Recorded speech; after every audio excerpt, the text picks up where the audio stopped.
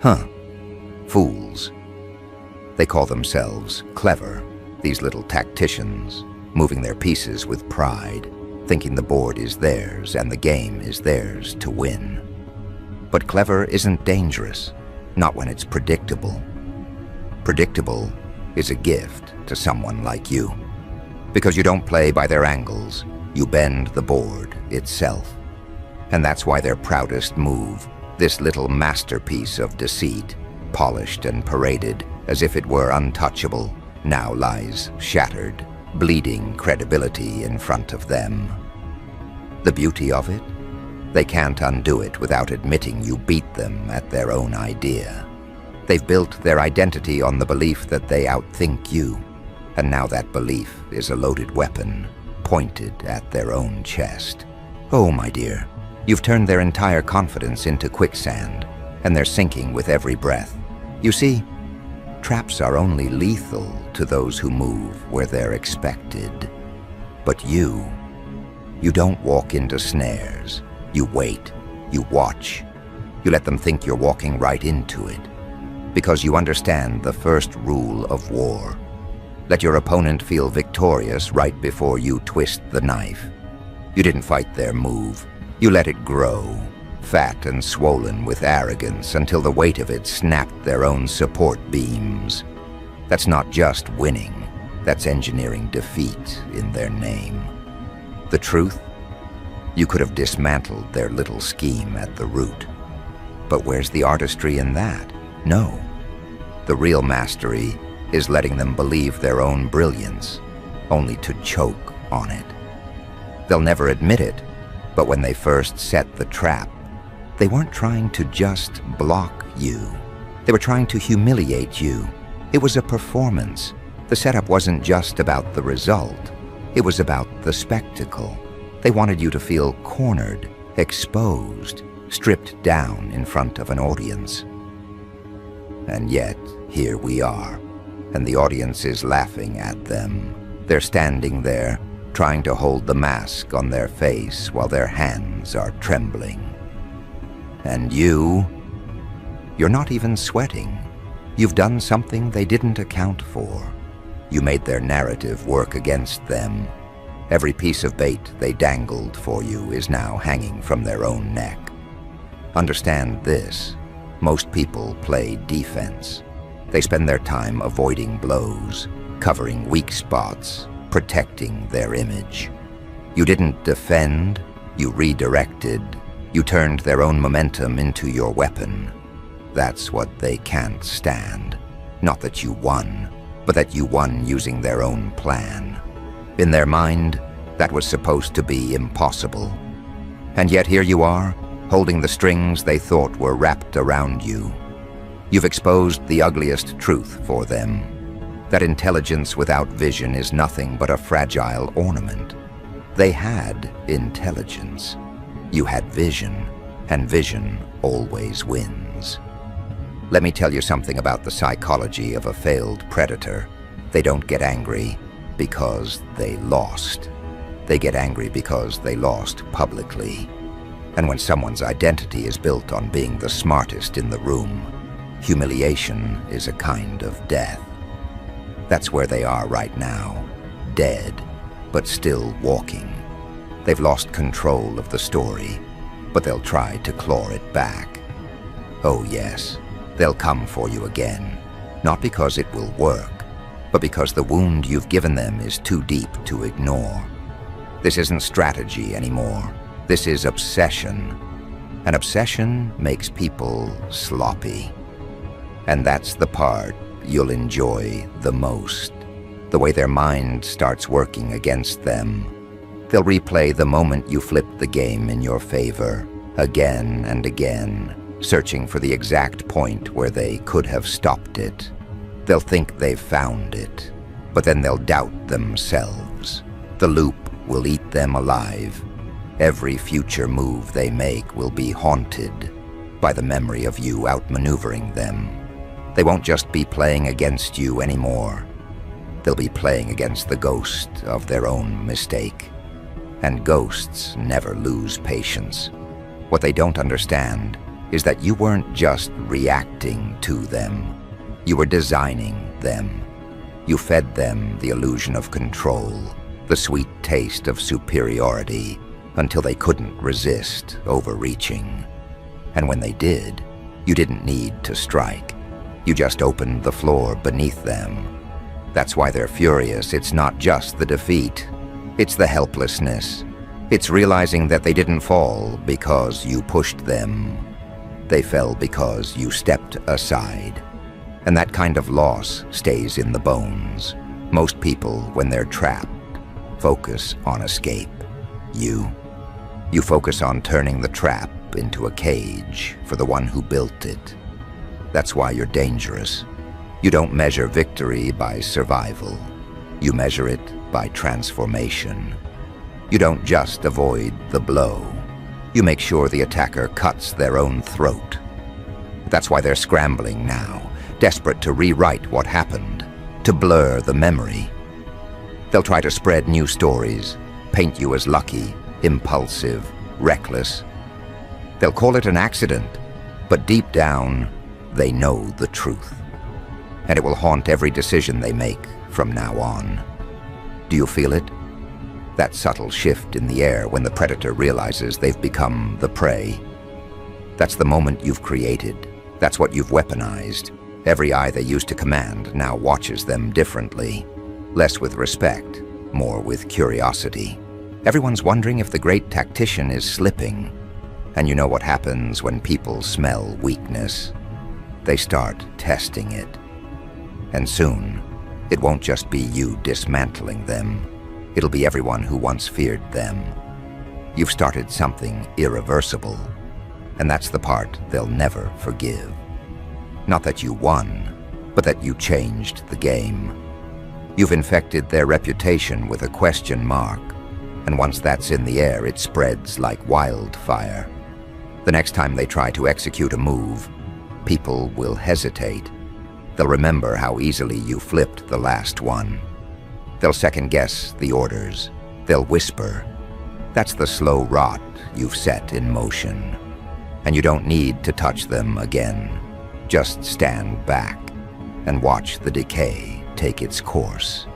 You didn't just beat them. You rewrote the rules of their own identity. And that's the most dangerous kind of victory. The one where they can't even go back to being who they were before. Because now, everything they do will be compared to the day you turned their pride into their downfall. Every smile they fake, every move they make, will be shadowed by the knowledge that you are the one person they couldn't outthink. That thought alone will keep them up at night. And here's the real poetry. You didn't need to be louder, faster, or stronger. You just needed to see the angle they were blind to. You understood that the smartest card they could play was also the most predictable. And predictability is the softest throat to cut. They believed complexity would protect them, but the more elaborate the trap, the more fragile it becomes. All it takes is one touch in the right place, and the whole thing collapses. You were that touch, surgical, precise, inevitable. Now as they scramble to cover their tracks, they'll make mistakes, big ones. They'll trust the wrong people. They'll set new traps without realizing you've already mapped them out. They'll overcompensate, overreach, overcommit. And every time they do, you'll be there, silent, patient, watching the threads tighten around their own neck. Because you don't have to chase them anymore. They're running straight toward you. And that's where we are now. Not at the end, not even close. This isn't a victory lap. This is the setup for something much bigger. Because now they're not just trying to beat you. They're trying to erase the memory of losing to you. And in that desperation, they're about to open doors they should have kept locked. Doors you've been waiting to walk through. This moment is the point where the game stops being about who's smarter and starts being about who's willing to go further. And I think we both know the answer to that. They've mistaken your patience for passivity, your silence for hesitation. They think you've stepped back because you've run out of moves, when in reality, you've been measuring the ground, studying their rhythm, mapping out the places where their confidence leaves them exposed. They imagine the playing field is still theirs, still the same lines, the same rules. But you've been redrawing the lines in ways they haven't even noticed. By the time they realize the shape of the game has changed, it will already be too late. You're not just ahead, you're somewhere they can't reach. This is the part where their fury becomes your compass. Anger is loud, sloppy, predictable. It burns energy faster than strategy ever could. You don't need to wonder what they'll do next. They'll telegraph it. Their rage will leak through every choice, every movement, every calculated attempt at getting you back. They will tell you exactly where they plan to strike without even knowing it, and you'll let them come. Because in war, the surest way to win is to let the enemy choose the battlefield when you already own it. Remember, they didn't just lose a move, they lost the illusion that they could never lose to you. That illusion was their shield, their crown, their disguise. You didn't just crack it, you peeled it away in front of everyone. Now they're exposed in ways that keep them awake at night. And when a person like that lies awake, they start making promises to themselves. Promises to make it right, to get back control, to remind everyone who they are. Those promises will be the reason they walk straight into the next trap. Not yours, theirs, again. You've put them in a position where they can't win without proving you right. If they move carefully, people will say they've lost their edge. If they move aggressively, people will say they're reckless. If they move against you at all, they prove you matter more than they'd like to admit. You've put them in the exact prison they built for you. And the bars aren't made of steel, they're made of perception. Those are the strongest kind. The beauty of their smartest card, the one they thought could end you, is that it's now the case study in how you can end them. Every time they sit down to plan something, they'll hear the echo of that last game in their head. They'll see your face in the shadows of their strategy, waiting to flip it. And even if they don't want to admit it, they'll start designing their moves with you in mind. You've made yourself a permanent part of their process. Whether they hate it or not, you now live rent-free inside the blueprint of their every plan. Do you know why this works so well? Because the moment someone starts making decisions to avoid losing to a specific person, they've already lost to that person in ways they can't recover from. They can't innovate anymore. They can only react. And reaction is weakness disguised as activity. They'll still think they're playing offense, but the truth is, they're on defense now, and they'll stay there until they're drained. That's how wars are won, one mind at a time.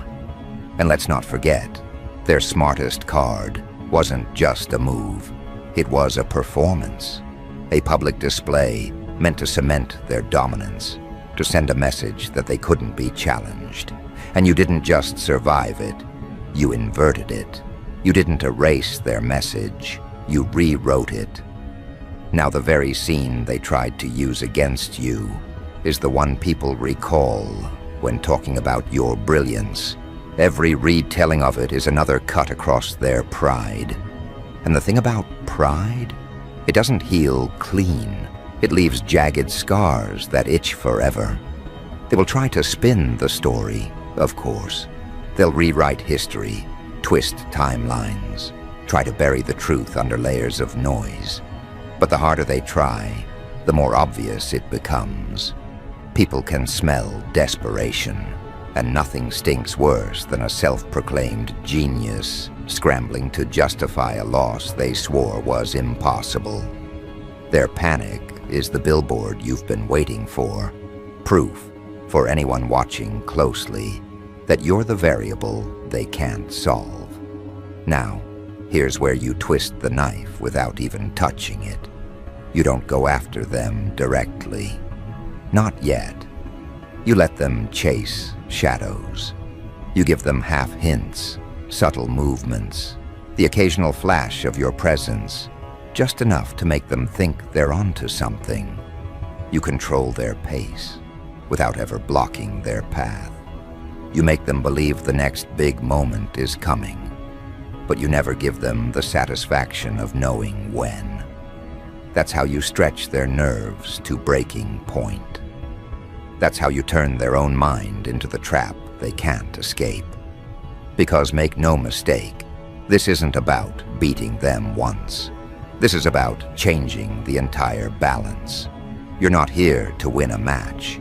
You're here to redefine the game. When they think of risk, you want your face there. When they think of consequences, you want your shadow there. You're not just a rival anymore. You're a living cautionary tale. And here's the part they'll never understand.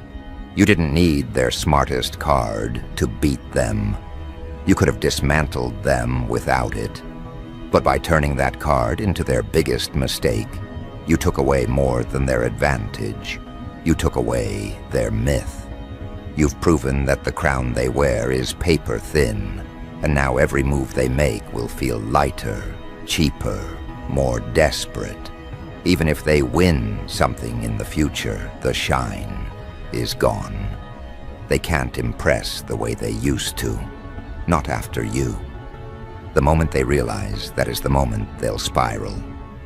They'll try harder, push further, overreach again. And every time they do, you'll be there, already 3 steps ahead. Because you don't just watch the game, you shape it. You're not bound by the limits they cling to. And when they finally see that, it will be too late for them to adjust. By then, the ground will already be gone beneath them. This is why you didn't celebrate after the first win. Celebration is finality, and finality is boring. No, you chose something better. You let the victory breathe. You let it grow teeth. You let them stew in it long enough to make their next mistake inevitable. That's the real power move. Not finishing someone, but putting them in a place where they finish themselves. Slowly, publicly, irreversibly. And now you're seeing the signs, the frantic pace, the overcomplicated plans, the sudden need to prove something, even when no one's asking. These are cracks in the armor, and they're widening. Every public move they make is starting to feel forced. Every smile, every boast, every attempt to show dominance carries a shadow of doubt behind it. People can sense it. They can feel that something's off. And in this world, once people sense weakness, they don't stop testing it until it breaks. That's why you don't have to rush. The smartest predators aren't the ones who pounce at the first opening. They're the ones who wait until the prey convinces itself it's safe. You know exactly how far to let them walk before you take the ground out from under them again. And when you do, it won't just be another victory. It will be confirmation that the first one wasn't a fluke. It will be proof that every step they take now happens in the shadow of your presence. They thought their smartest card would end you. They didn't realize it would end them twice. Once in the moment, and again every time they try to erase it. That's the kind of wound you've given them, not a cut, a mirror. One they can't avoid looking into, no matter how much they hate the reflection.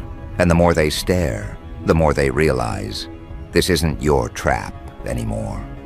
This is theirs, built by their hands, locked by their pride, and guarded by their own need to win. And the most exquisite part? You're not done yet. Because the next move, the one they don't see coming, isn't going to just hurt their strategy. It's going to hurt their identity. The persona they've built, the story they've told, the image they've polished. It's all about to be tested in ways they never prepared for. And they'll fail, not because you strike harder, but because you'll strike where they've convinced themselves they can't be touched. That's when they'll understand that you're not just playing the game anymore. You are the game. And everyone else is just learning the rules you haven't even revealed yet. But by the time they realize that, they'll already be trapped inside your design. Their smartest card was supposed to be their master stroke, the move that proved they were untouchable. Instead, it became the very key you needed to own the board. They can't undo it without admitting the loss, and they can't accept the loss without shattering the image they've built their whole identity on. So they'll keep pretending, keep insisting they're still in control, all the while stepping deeper into the labyrinth you've built from their own mistakes. You see, the beauty of turning their strongest move against them isn't just the win, it's the infection. Every future choice they make is poisoned by the memory of what happened. They'll hesitate when they should strike. They'll overcompensate when they should hold back. They'll be so obsessed with avoiding another humiliation that they'll practically write the script for their own defeat. And all the while, you'll be standing there, steady, watching them sabotage themselves in slow motion. They don't understand that you never needed them to make that perfect move in order to win. You could have beaten them without it, but by letting them play it, by letting them believe it was the checkmate they dreamed of, you didn't just win a battle, you rewired the war. You made their greatest pride the reason for their downfall. You made their identity the weapon that now cuts them open. And nothing corrodes faster than pride turned inside out. Now they're furious, not just angry, furious in that deep, brittle way that eats at them when no one is watching. They hate that they can't stop thinking about you. They hate that every time they try to plot, your face is in the blueprint. They hate that the moment they even begin to feel clever again, that memory returns like a shadow across their mind. And most of all, they hate that they can't change it. What happened is burned into them, etched like a scar they can't cover up. They can lie to others about it, but they can't lie to themselves. The rage will push them into reckless territory. They'll take risks they shouldn't take, reach for pieces they can't move, stretch for allies they can't trust. They'll try to strike fast, thinking speed will compensate for clarity. But speed without direction is just a sprint into a wall. And the walls in your game, they're not just brick, they're mirrors. They'll run face first into the reflection of their own arrogance over and over again, until there's nothing left but cracks. The truth is, you don't even have to match their pace anymore. Let them burn themselves out. Let them pour every ounce of energy into undoing a moment that can't be undone.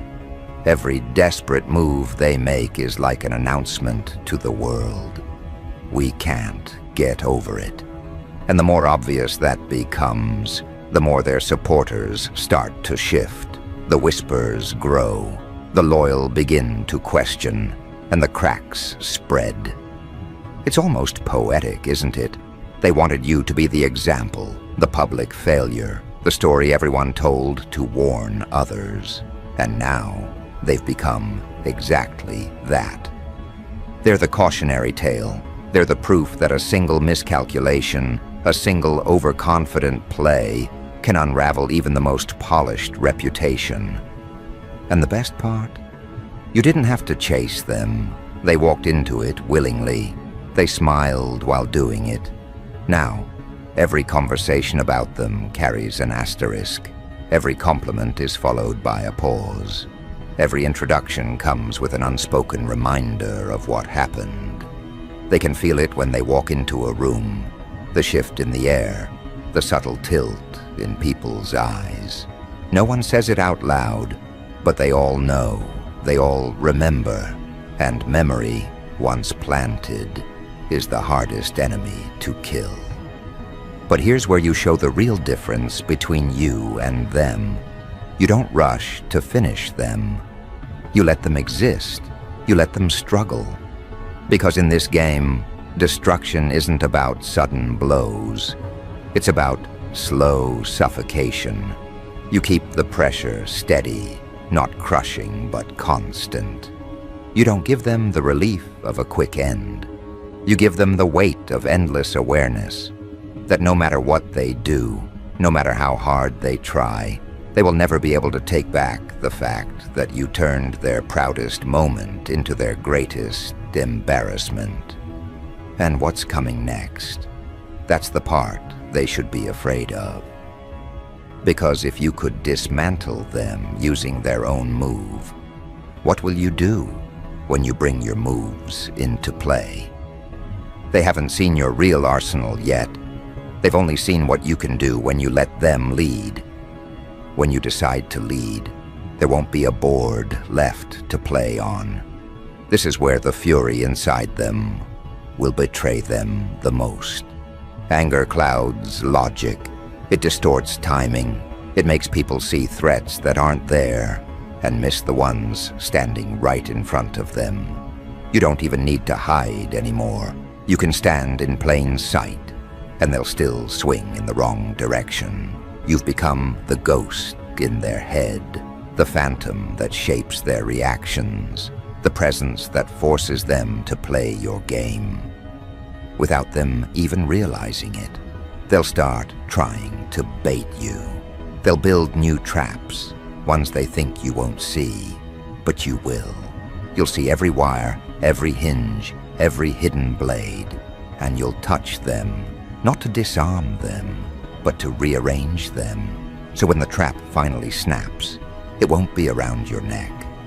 It'll be theirs again. And this time, there won't be an audience surprised by the outcome. There'll be an audience expecting it.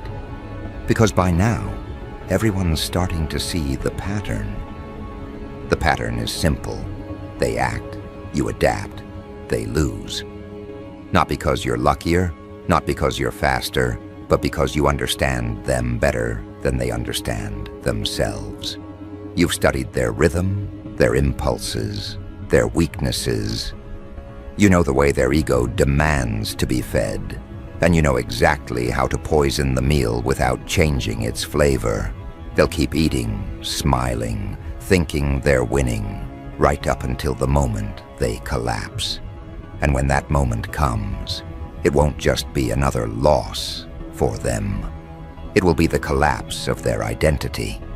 The people who believed in their invincibility will see the truth. The people who feared them will stop flinching.